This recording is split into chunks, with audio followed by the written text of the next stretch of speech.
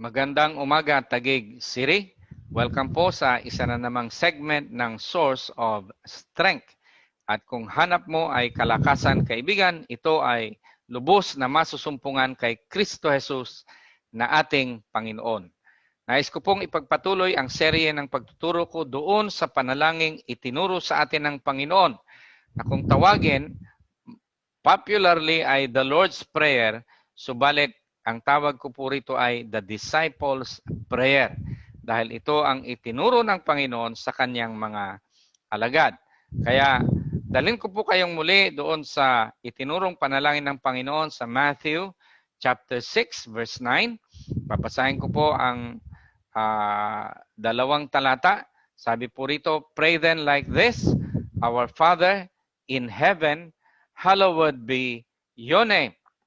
Your kingdom come, your will be done on earth as it is in heaven. Sa mga nakarang segment ay tinalakay ko po na bago tayo manalangin, let us take time na sambahin natin ang Diyos. At ang isang paraan ng pagsamba sa Diyos ay sa pamamagitan ng kanyang pangalan. Sambahin natin ang kanyang pangalan. At maraming kapahayagan ang pangalan ng Diyos na tinalakay ko sa mga nakaraang segment ng Source of Strength. Ngayon po ay nais kong dumako sa verse 10. Your kingdom come, your will be done on earth as it is in heaven. Yung original text po nito sa Greek language ay mas emphatic, mas nauuna yung verb, no? Kaya ganito dapat basahin po itong verse 10. Come, your kingdom, be done, your will on earth as it is in heaven. Ito po ang unang prayer request sa panalangin ito. Bago yung give us this day our daily bread, nauna muna yung kaharian ng Diyos at kalooban ng Diyos. Kaya pag ito po ay ginagamit kong panalangin, meron pong kalooban ang Diyos sa aking buhay at nais ng Diyos na yung kanyang kaharian ay ma-establish sa aking buhay, sa aking puso. Kaya ipinapanalangin ko po ito, kalooban ng Diyos at kaharian ng Diyos sa aking buhay, sa araw na ito. Alam niyo po, itong itinuro ng Panginoon na panalangin ay isang panalangin na gagawin natin araw-araw. One day at a time. So kapag ako'y nanalangin, ang kaharian mo o Diyos ay mangyari sa akin, ang kalooban mo ay maganap sa aking buhay sa araw na ito. Hindi ko ipinagpipray yung buong isang buwang kalooban at kaharian ng Diyos sa buhay ko.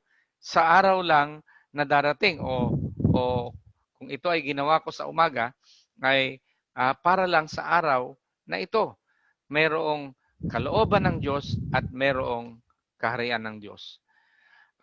Alam niyo po, ang Diyos ay isang Diyos ng purpose. God is a God of purpose. God is a God of plan. May plano po ang Diyos. Malaki po ang plano ng Diyos. And somehow, tayo po ay mayroong role to play in that plan of God. Kahit gaano kaliit yan, sa iyong paningin, mahalaga po yan sa Panginoon. Kaya, nais kong yung aking parte doon sa plano ng Diyos magampanan ko. At ito ay mangyayari lamang kung aking ipapanalangin itong verse 10 para sa aking sarili. Your kingdom come on me, your will be done on me on earth as it is in heaven. Or on me as it is in heaven. So, alam ko po na maganda ang kalooban ng Diyos sa langit. Kaya pagka ipinapanalangin ko ito sa aking sarili, ay maganda ang plano ng Diyos para sa aking buhay. Mas maganda kaysa aking sariling plano. Kaya ang verse 10 po ay isang uri ng panalangin na pagpapasakop sa kalooban ng Diyos na mangyari sa buhay mo at sa buhay ko. Kaya when I use this prayer, first of all, ipinapanalangin ko po ito para sa aking sarili, and then para sa aking mga anak, para sa aking ministry sa church, para sa aking bayan, sa ating syudad. Kaya ang verse 10 ay malawak na pagpapatupad ng kalooban ng Diyos sa buhay ko, sa buhay ng aking mga anak, sa aking ginagawa, sa aking ministry, sa aking trabaho, at sa aking bayan as a whole, no? So napakahalaga po na ito ay ideklara natin sa araw-araw, no? Ang kaharian ng Diyos at ang kalooban ng Diyos. Ito po dapat ang priority. Yung kapakanan ng Diyos. Unahin po muna natin 'yon. Maging participant tayo sa kalooban at kaharian ng Diyos. Nais po ng Diyos na lumaganap ang kanyang kaharian. Kaya gawin po natin itong panalangin ito. Sabi ko nga, ang isang definition ng panalangin ay pagpapatupad ng kalooban ng Diyos sa langit dito sa lupa. Kaya napakahalaga ng panalangin pong ito. Tayo po ay manalangin. Ama, maraming salamat at pinupuri ka namin, O Diyos, dahil ikaw ay makapangyarihang Diyos. At dalangin namin na ang kalooban mo sa aming lungsod ay mangyari. Ang pangunguna mo sa bawat isa sa amin ay mangyari, Panginoon. Ang kaharian mo ay patuloy na lumaganap sa aming lungsod, sa aming bayan, Panginoon.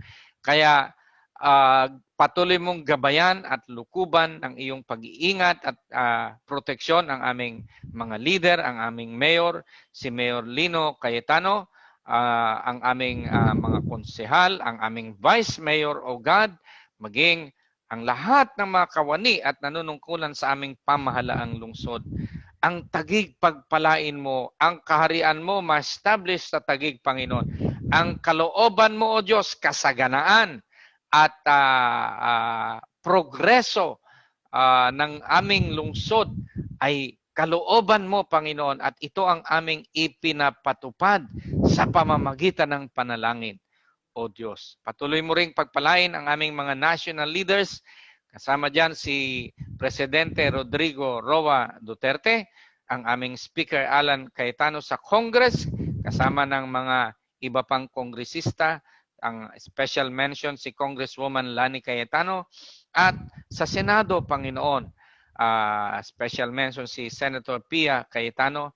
Bless mo ang aming mambabatas, pati ang aming judiciary, Panginoon. At ganun din, lalo higit sa lahat, ang aming mga kapulisan, ang aming mga frontliners, protect them, bless them, and help them, Lord God, na ipatupad ang kaayusan at kapayapaan sa aming bayan, sa aming lungsod. Salamat, Panginoon, dito po sa Taguig ay patuloy kang maitaas at maluwalhati sa pangalan ni Jesus. Amen. Taguig City, tayo po ay pinagpala ng Diyos.